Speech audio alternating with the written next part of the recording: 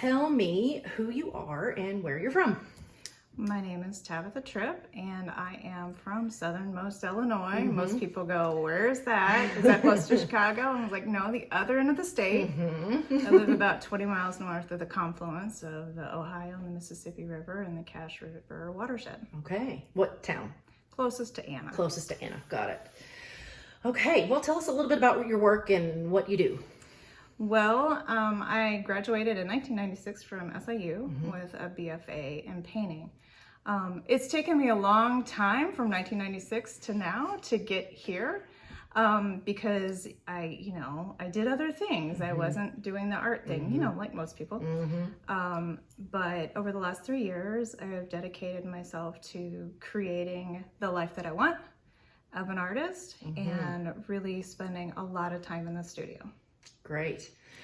So what got you abstract, obviously, but can you give us a little bit of a rundown on like your supplies and the things that you use and the way that you work? So most recently I've become a cold wax abstract artist. Most of my previous work though was in florals and landscapes. So I was kind of getting bored of the same old after 30 something years.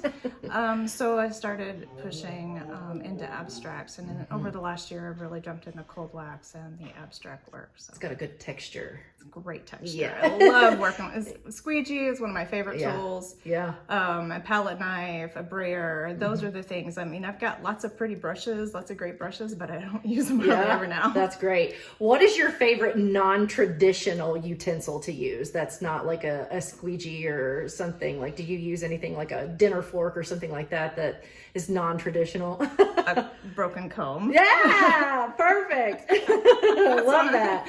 A broken comb. Anything that I find that has fun texture that I can imprint into the wax, that's been fun. I love it. And sometimes it doesn't work out, but sometimes it does. That's the whole thing, is experimenting. Right. That's so cool. I love it. Well, your work is beautiful. Thank you. Okay. When you were in school, did you have any favorite art teachers? I didn't have a favorite art teacher until I got into college.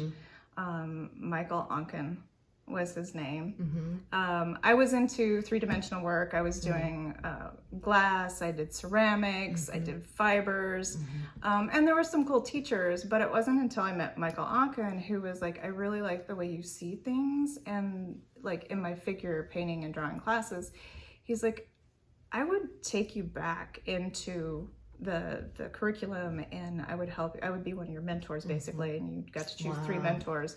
But Michael's the one that really kind of pulled me back into the arts from the science and the three-dimensional stuff. Yeah. What year were you in SIU? I graduated in 96. Okay. I did the 6-year program. Okay. I was one of the first 6-year programs, esteemed.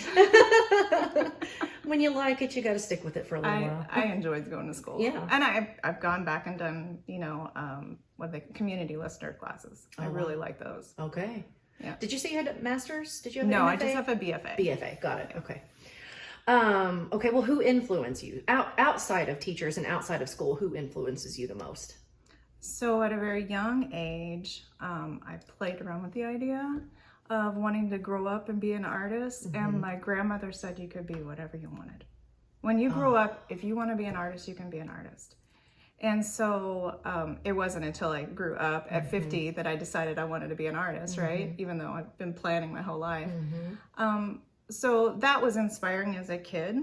But then I really felt like my dad was one of the people that said it was okay to not make lots of money to be an artist. Wow. Those are great. Those are 2 great influences. The best. Yeah.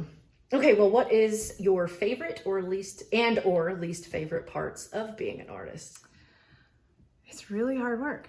A lot of people think that being an artist is all about, doing whatever you want through the day, going to the studio and playing. But in that, like, yes, I do get to go do those things, but abstract art is difficult.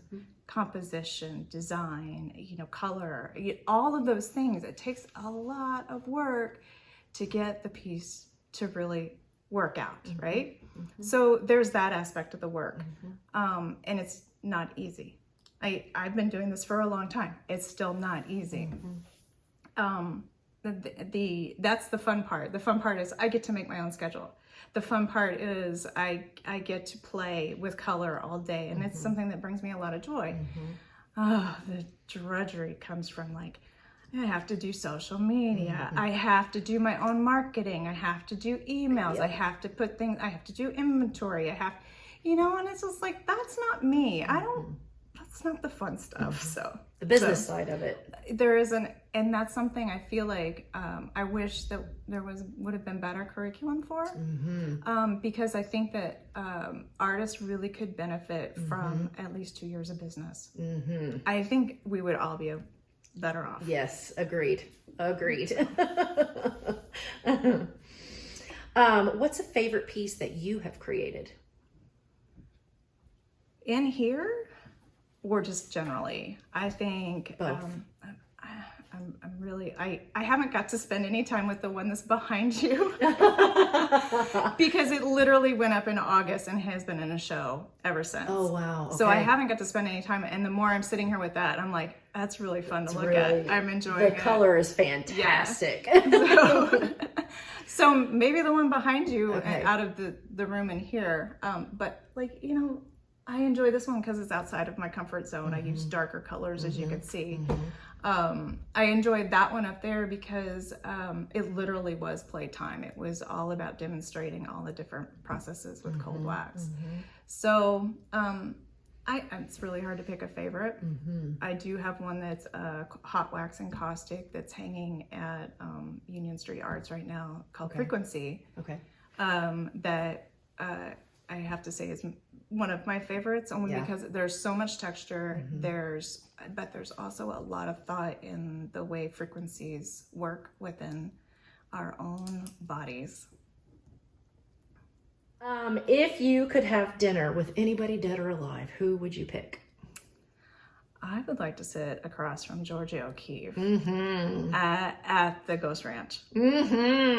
Back in her time. Yeah. I would rather go back in time to sit with. Yes. Because I think out of all of the artists that I studied as a child, she's the one that continually, like, still to this day, like, just inspires me to no end. Like, her florals, like her landscapes, like they're just so ephemeral. I like, there's something so guttural about them that I would love to sit across from her. And well, just her as a person. But to really, like, just to spend time. Good answer. What is your favorite color? I don't have one. You don't have one, or they're all your favorite? Well, it depends on what mood I'm in. Is the color of the day, right? So there's a lot of oranges and turquoises. I keep gravitating back towards that, even though I'm just like, stop using orange and turquoise. People are, but I can't not. Literally. So I think subconsciously, that's what I gravitate towards. Sky and land. Yeah, you've definitely got the oranges and the turquoise prominent in a lot. What do you want to be when you grow up? Well, I think I already gave that one away. When I grow up, I want to be an artist, a real artist. And I don't want to die before I actually feel that either. Because one of the things I hate when people say is, well, you'll only be rich and or you'll only be famous after you're dead. And I was like, that's not true. That's not true, and I'm not going to let it be true for me. So, another good answer. Okay, what advice would you give your younger self? Oh, I would tell myself to just push forward. Like, don't be afraid. One of the things I think we all struggle with is that fear of acceptance. And one of the things that I'm learning as I get older is, like, it doesn't matter whether or not other people accept you. It's what is making your passion alive. What's giving you all of that, like, luster for life. And it's when you turn away from all those other people and just listen to your own spirit, So I think that like, and that's so hard. It's easy to say, right? Yep. But it's really hard to do. Yeah. Yeah. So Yeah. Good advice. no. Tell us about your reception that's going to be here at the Harrisburg District Library. So on February 26th, that's a Sunday, last Sunday in February, and there will be a reception from 2 to 4. They can see the work between now and then, anytime the library is open. It is free. It's open to the public. And if people want to know more about me and meet me as the artist, come on by. Okay. And all of the work is going to be for sale? All of the work is for sale, yes. Great. Okay. Well, thanks so much for talking to us today. Oh, no problem. Thank It's you. great to meet you. Thanks for having me.